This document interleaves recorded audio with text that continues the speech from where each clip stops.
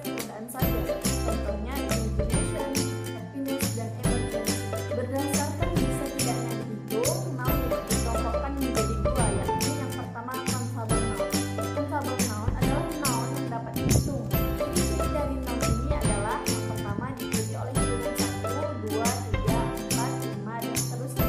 Yang kedua dapat diikuti oleh artikel e dan n dalam bentuk plural. Yang ketiga dapat ditambah akhiran s dan is dalam bentuk jamak. Contohnya house, two house, one house, three houses. Yang kedua uncountable noun. Uncountable noun adalah noun yang tidak dapat dihitung. Adapun ciri-cirinya berkebalikan dari countable noun, yaitu yang pertama tidak dapat diikuti oleh hitungan 1, 2, 3, 4, 5, dan seterusnya. Yang kedua tidak dapat diikuti oleh artikel e dan n atau tidak ada bentuk plural. Yang ketiga tidak dapat ditambah s dan is atau tidak dalam bentuk jamak. Contohnya milk, water, and gas. Common and proper nouns. Pembagian noun ke dalam common dan proper noun merujuk pada apakah suatu noun itu termasuk nama atau spesifik atau bukan, atau yang lebih umum. Yang pertama common noun. Common noun adalah noun yang mengacu pada hal-hal yang masih umum, sehingga penulisannya tidak menggunakan huruf kapital kecuali mengawali sebuah kalimat atau judul. Contohnya person, city, country, dan hall. Proper noun. Proper noun merupakan komponen dari common noun, sehingga acuannya lebih spesifik daripada common noun. Jadi noun ini bisa dikenali dalam bentuk nama suatu hal atau orang, benda, tempat, dan sebagainya. Dan pada umumnya penulisannya mengharuskan menggunakan huruf kapital, kecuali huruf kecil yang telah ditetapkan sebagai bagian nama tersebut. Contohnya Yogyakarta, Joko Widodo, Bandung, dan Raffi Ahmad. Pronoun. Pronoun merupakan kata ganti yang menggantikan sebuah noun yang mengacu pada seseorang. Kita menggunakan pronoun saat pembaca atau pendengar kita mengetahui apa atau siapa yang kita maksud dalam sebuah kalimat. Pertama, subject pronoun. Subject pronoun adalah yang memiliki posisi sebagai subjek dalam kalimat. Subject pronoun bertugas sebagai pelaku dalam kalimat. Ada 7 subject pronoun, yaitu I, you, he, they, she, it. Contohnya, I don't know what do you say now. You say the vehicle here. Kedua, object pronoun. Object pronoun adalah kebalikan dari subject pronoun. Object pronoun bertugas sebagai pelaku dalam kalimat. Jadi, object pronoun yang mengalami perubahan dari subjeknya adalah me, us, they, him, here. Contohnya, Annabelle never called me in the morning. Yang ketiga, possessive pronoun. Possessive pronoun terbagi menjadi dua, yaitu yang pertama, possessive adjective pronoun. Kata ganti kepemilikan yang diikuti oleh benda, terdiri dari my, your, her, his, its, or, and their. Contohnya, my stomach is hungry. I need to eat now. Yang kedua, independent possessive pronoun. Kata ganti kepemilikan tanpa diikuti kata benda, terdiri dari mine, your, ours, dan theirs. Contohnya, my home is beside theirs. Yang ketiga, reflexive pronoun. Reflexive pronoun adalah kata ganti yang menunjukkan diri sendiri, terdiri dari myself, yourself, himself, dan itself. Adverb. Adverb adalah kata adverb bisa disandingkan oleh kata benda, kerja, dan sifat. Biasanya kita menggunakan untuk memperjelas kata di depannya atau memperjelas adverb itu sendiri. Adverb terbagi menjadi 4. Yang pertama, adverb of manner. Adverb of manner merupakan kata bantu yang memberikan tambahan informasi mengenai kondisi atau bagaimana sebuah peristiwa terjadi, tersusun dari adjektif plus ly atau adverb. Contohnya, they turn out with prayerfully. Kedua, I always dare to speak softly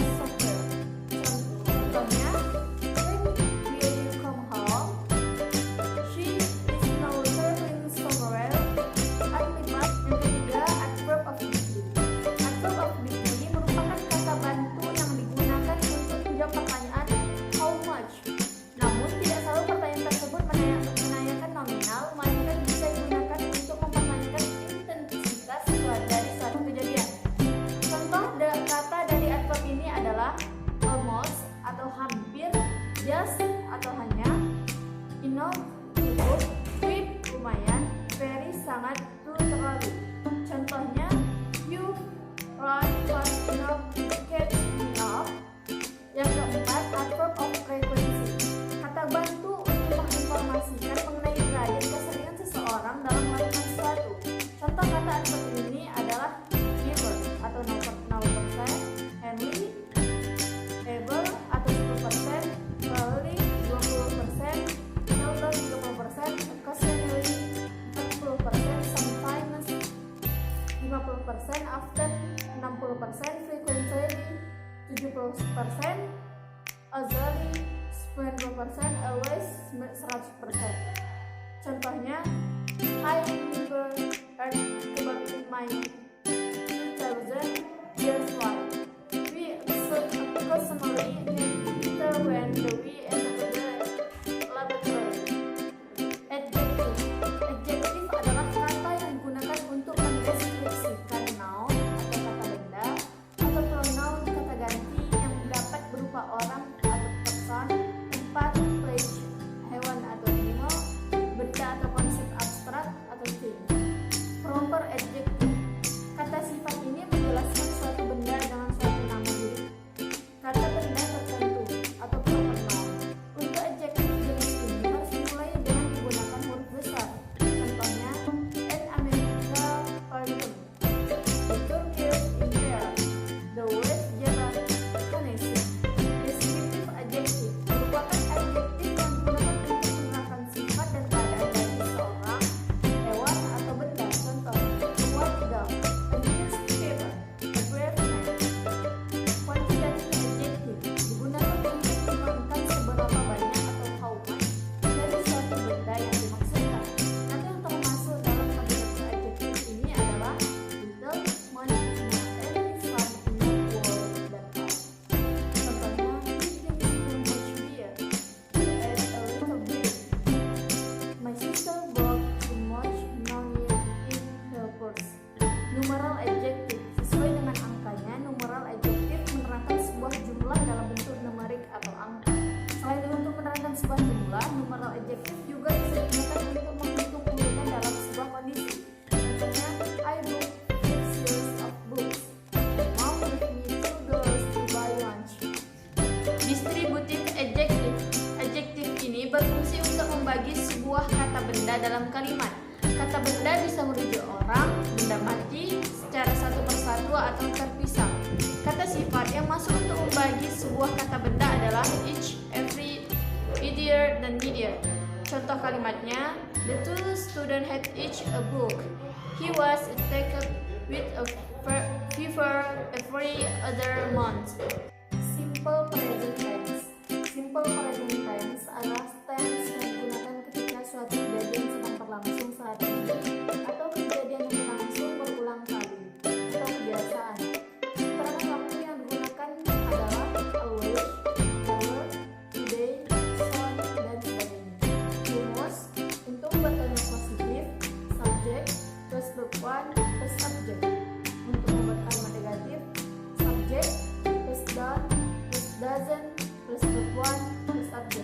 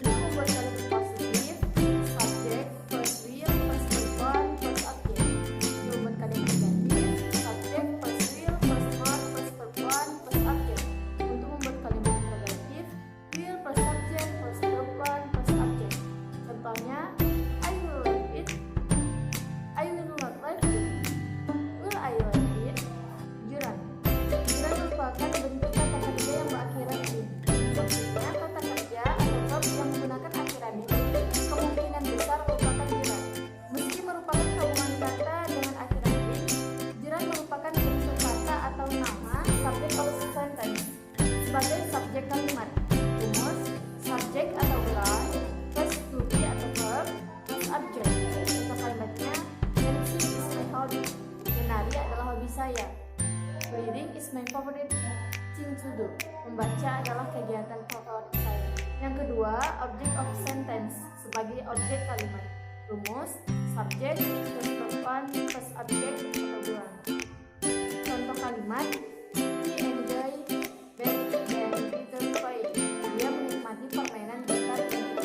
Patrick and I love watching anime. Patrick dan saya menonton anime. Tiga, subject of complement sebagai pelengkap subjek. Contoh kalimat, my mother's daily activity is eating. Kegiatan sehari-hari ibu saya adalah makan. His hobby is collecting stamps. Hobinya adalah mengoleksi perangko. Artikel. Artikel merupakan kata yang digunakan untuk membatasi pengertian dari noun atau kata benda. Artikel atau kata sandang terbagi menjadi dua macam, yaitu definite dan indefinite. Ada pula zero artikel yang berarti tanpa kata sandang. Pertama, indefinite article. E dan N digunakan ketika kita ingin menunjukkan sesuatu yang belum ditentukan. Contohnya, Clear once was a sheep. He has a son and a daughter. Definite article. D digunakan untuk menunjukkan kata benda, baik dalam bentuk jama atau tunggal. Contohnya, please give me the hammer. Tiga, zero article digunakan ketika kita menjelaskan bagaimana artikel digunakan dalam sebuah kalimat.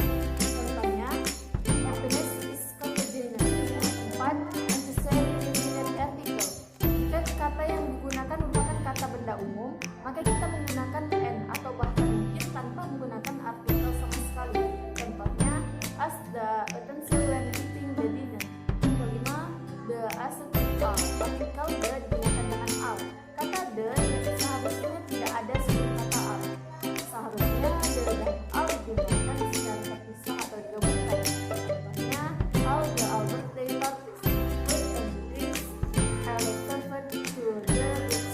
Conjunction merupakan kata atau kelompok kata yang berfungsi menghubungkan dua konstruksi gramatikal yang sama, yaitu kata, frasa atau frase atau klausa. Kata atau kelompok kata ini dapat dibedakan menjadi coordinating conjunction. Kata hubung yang digunakan untuk menghubungkan dua kata dalam satu konteks kalimat padu. Contohnya, for, and, good, or, yes. Yang kedua, correlating conjunction. Kata hubung yang digunakan untuk memberikan opsi dan tidak berdiri sendiri. Contohnya, good and, neither or, not only, good also, dan neither or. Ketiga, subordinating conjunction. Kata hubung untuk menggunakan dua klausa, yaitu independent dan dependent. Contohnya, I will forgive him as long as her activity is false. Preposition. Preposition merupakan kata yang berfungsi untuk menunjukkan hubungan antara objeknya dengan bagian lain di dalam sebuah kalimat. Pembagian preposition antara lain yaitu yang pertama, preposition of time, kata depan pada waktu. Preposition yang bisa digunakan yakni and or other preposition such for, very, dan lain-lain. Yang kedua, preposition of place, kata yang digunakan untuk menunjukkan tempat.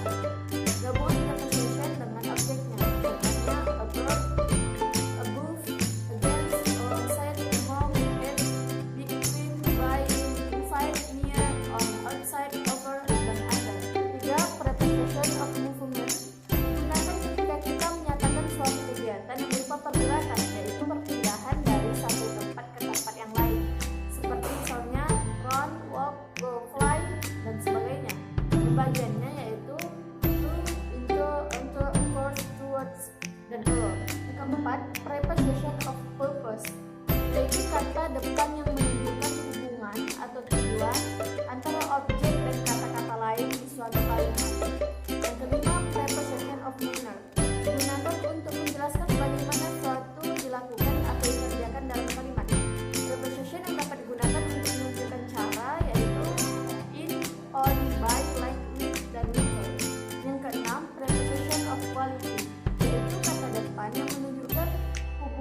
kualitas atau ukuran antara objeknya dan kata-kata yang lain di dalam suatu kalimat. Object of preposition dapat berupa noun, pronoun, atau gerund. Gabungan antara preposition of quantity or answer dan object of preposition menjawab pertanyaan how much, berapa banyak, atau how long, seberapa jauh. Present perfect tense. Present perfect tense adalah suatu bentuk kata kerja yang digunakan untuk menyatakan suatu aksi atau situasi yang telah dimulai di masa lalu dan masih berlanjut sampai sekarang, atau telah selesai pada suatu titik tertentu di masa lalu namun efeknya masih berlanjut. Tense ini biasanya digunakan untuk membicarakan mengenai pengalaman atau perubahan yang melibatkan sebuah tempat. Keterangan waktu yang digunakan adalah already, just, recently, lately, ever, yet, for. Terus keterangan waktu yang digunakan menunjukkan masa lalu hingga sekarang.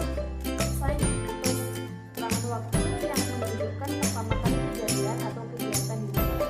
Most, untuk membuat kalimat positif, I atau you atau we atau they, plus have plus verb to, atau he, she, it, plus has plus verb to. Untuk membuat kalimat negatif, I, you, we, they, plus have plus not plus verb to, atau he, she, it, plus has plus not plus verb to. Untuk membuat kalimat interrogatif, have plus I, you, we, they, plus verb to plus interrogatif, atau has, he, she, it, plus verb to. Contohnya, kalimat positif, they have lived in Jakarta for a long time. Itu buat kalimat negatif, they have not lived in Jakarta for a long time. Itu buat kalimat negatif, have they lived in Jakarta for a long time. Simple past tense adalah kalimat tense yang digunakan untuk menyatakan kejadian yang terjadi di masa lampau dan telah berakhir di masa lampau. Keterangan waktu yang digunakan adalah yesterday, kemarin, last night, tadi malam, last week, minggu lalu, dan sebagainya. Rumusnya, untuk kalimat positif, subject plus verb to plus object. Untuk kalimat negatif, subject plus did plus not plus verb one, negatif, did plus subject plus verb one, atau was, were plus subject. Contohnya, we entered the festival last week.